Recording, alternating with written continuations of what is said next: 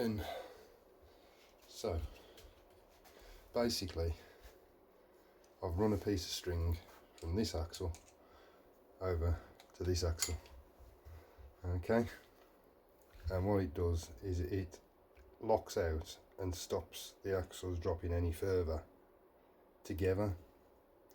So when you're side hilling, the axles only drop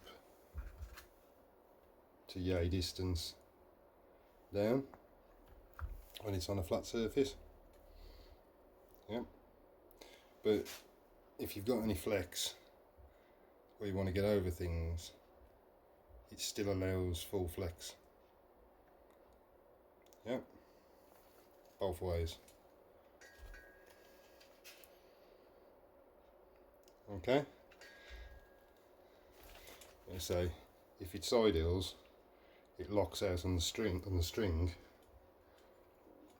and stops this side going any higher. Okay.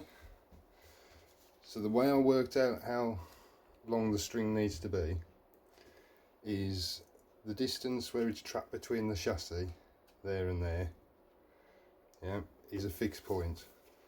So that needs to be, on this it's just over 31 centimeters, right?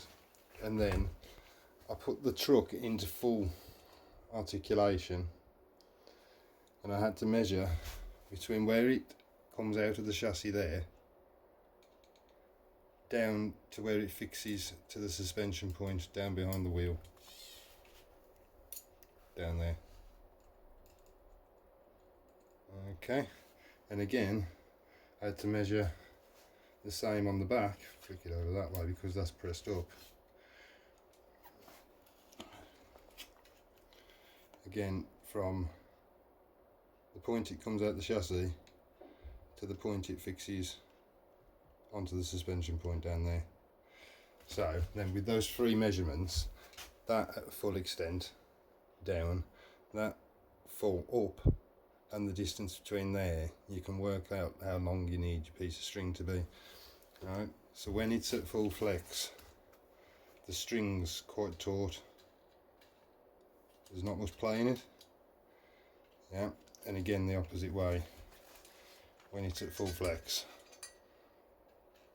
it's quite taut, whereas when it's riding down, you know, as it normally does, there's quite a bit of flop in it. And again, if it can pull forward and back, so it'll still ride forward and back equally.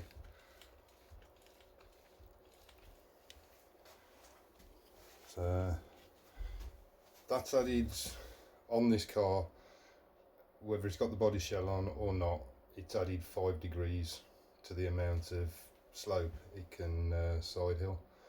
So I think that's made a massive improvement. Other things I did before I did this is I put dual foams in the tyres and weighted the wheels, and obviously I've changed the front suspension bracket, which is in another video on my channel, just to alter the where the shocks go in. But I know standard, they come up to here and here, the shocks tops do.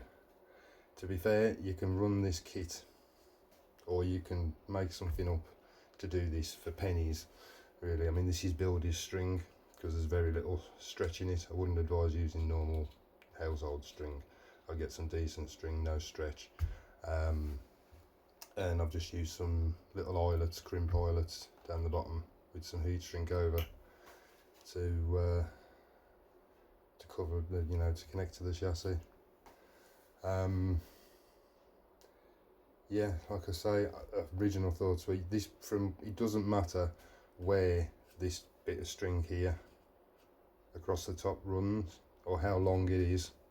Yeah, you could bring it up, you know, behind here into a piece of tubing and run a piece of tube along and bring it out here, as long as you account for that different length in that piece.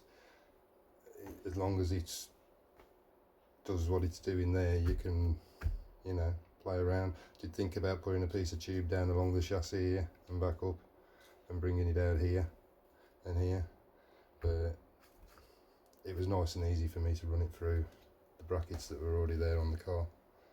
Obviously because I've moved the springs, you know, moved the shocks to get more flex on it. Give it a try. For a couple of quid you can't really go wrong, can you? Yeah, it's definitely made the car a lot more fun to drive, a lot more fun.